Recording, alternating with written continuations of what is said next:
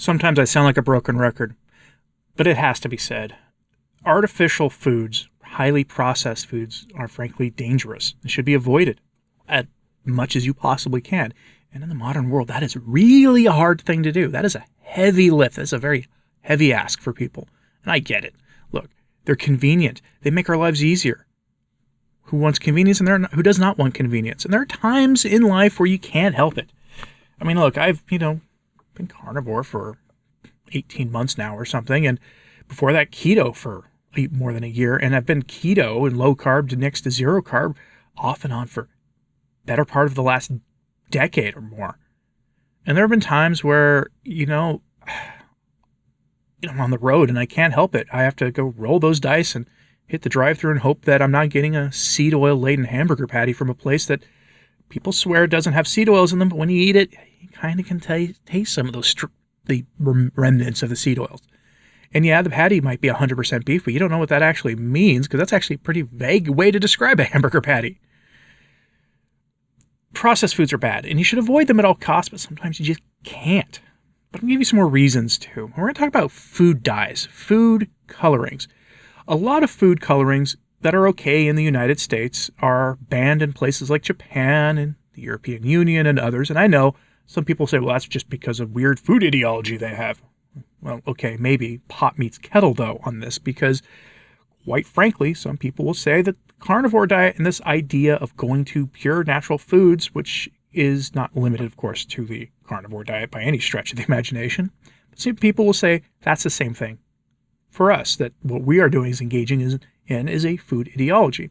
And I have no political axe to grind with this. I'm perfectly happy when a politician out there or political figure in the broader world who I disagree with on everything outside of nutrition says something sensible on nutrition or agriculture policy or anything else. Quite happy when that happens. It restores some of my faith in humanity.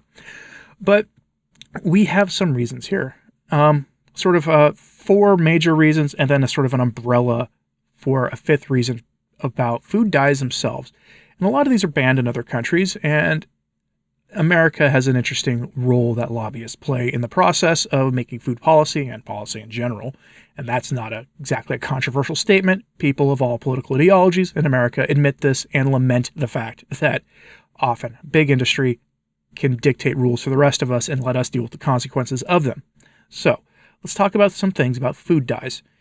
Some of these are sourced from insects, of course, which is problematic by itself since those are not meant for human consumption except under maybe the most extreme circumstances and are characterized only by, human beings that only eat those things are usually not in the kind of position that you want to be in and that they want to be in. Most of the time, those are cultures that would eat a ribeye steak if they could get their hands on one affordably.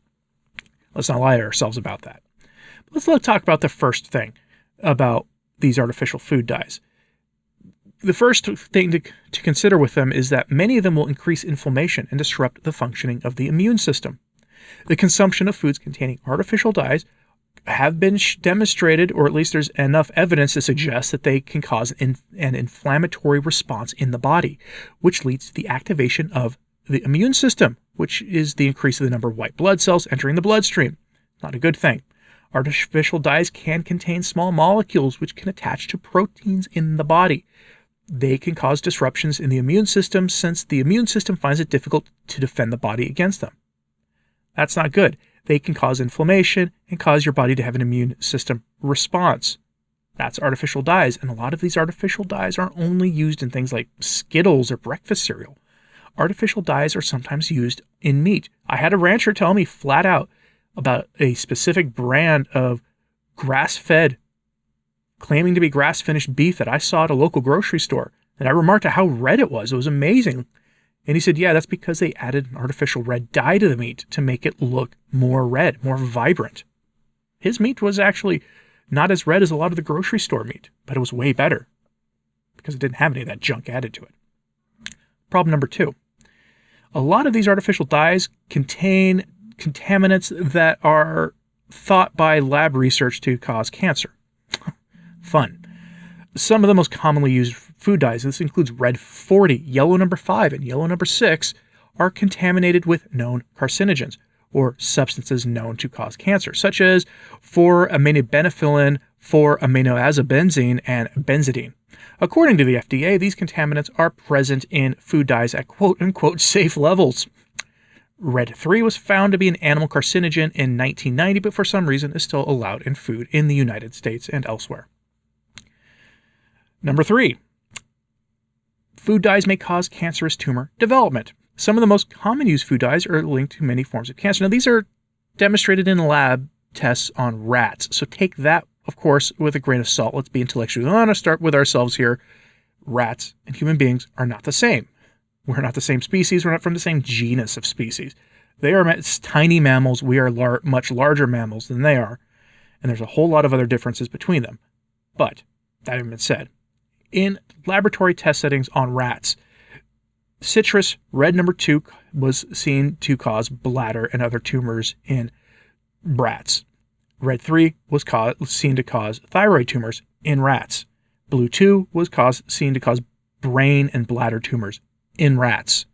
Red 40 may cause reticuloendothelial, my apologies for the pronunciation. People familiar with my other work online will not be surprised I can't pronounce things, which is an immune system cancer problem in the liver, spleen, and lymphatic system. Red 40 was seen to cause this problem in mice. Yellow 6 may cause adrenal and testicular tumors in rats. Okay, so at the very least, don't give this stuff to rats, but I'm very curious, why would you want to eat this stuff if you saw that it consistently does this enough that we know that it's bad for animals in the lab setting? Why would you want to eat it? Avoiding artificial dyes might be a good idea, just as a general life rule. Number 4, food dyes can cause hypersensitivity, especially in children. Red 40 has been shown to trigger hypersensitivity in children. Yellow 5 has been linked to hyperactivity, hypersensitivity, and other unfavorable behavioral effects in children. And when we say linked, it may be a cause. Again, good luck finding an ethical research study that's not just a self-reported survey on the effects of food on children. Good luck with that. I'd love to see the research design that got through a university peer-reviewed system for that, where you were able to keep children or human beings in a condition where for years on end you could control everything they ate. Good luck with that. I'd love to see it.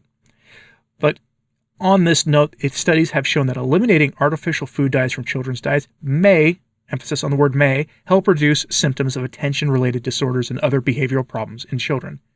In other words, stop feeding them the sugary stuff, because oftentimes you'll see these dyes in sugary things. But as with that steak example I gave you earlier, that's not always the case. And our 5th one here, this is the catch-all.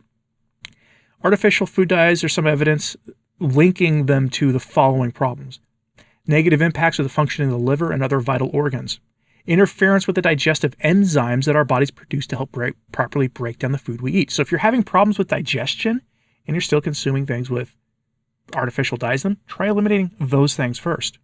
You could probably find some without dyes in them. Just got to read the label and know what the dyes are called. Artificial dyes have been linked to increasing intestinal permeability, aka leaky gut syndrome, and have been linked to respiratory disorders such as asthma and bronchitis, as well as impacting negatively nerve cell development. So those are a few things you should consider when it comes to artificial food dyes. So if you're still drinking diet soda, it's an easy way to get rid of them, like Mountain Dew, and some things have artificial food dyes in them. If you're eating a lot of keto foods, frozen keto foods, or keto treats, they're going to have that stuff in it. They're going to be in your processed foods mostly. And read the label on the meat you buy if you're buying it from the grocery store. I hope you found this helpful. Let me know in the comments, please. Like and subscribe if you haven't. It does help. Sharing this on social media helps a lot too. I'm Anthony Stine, the Practical Carnivore, and thanks for tuning in today.